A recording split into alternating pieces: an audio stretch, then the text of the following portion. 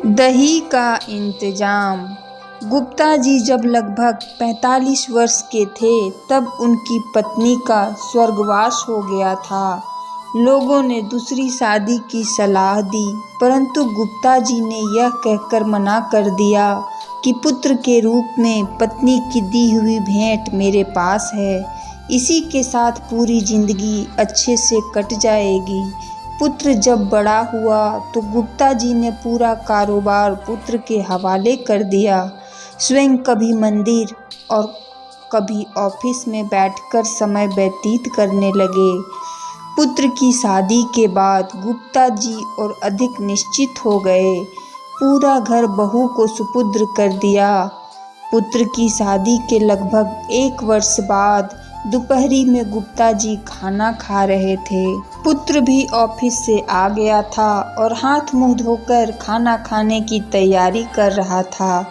उसने सुना कि पिताजी ने बहू से खाने के साथ दही मांगा और बहू ने जवाब दिया कि आज घर में दही उपलब्ध नहीं है। खाना खाकर पिताजी ऑफिस चले गए। पुत्र अपनी पत्नी के साथ खाना खाने बैठा। खाने में प्याला भरा हुआ दही भी था। पुत्र ने कोई प्रतिक्रिया नहीं दी और खाना खाकर स्वयं भी ऑफिस चला गया। लगभग 10 दिन बाद पुत्र ने गुप्ता जी से कहा, पापा आज आपको कोर्ट चलना है, आज आपका विवाह होने जा रहा है। पिता ने आश्चर्य से पुत्र की तरफ देखा और कहा, बेटा मुझे पत्नी की आवश्यकता नहीं है और मैं तुझे इतना प्यार देता हूँ कि शायद तुझे भी माँ की ज़रूरत नहीं है, फिर दूसरा विवाह क्यों?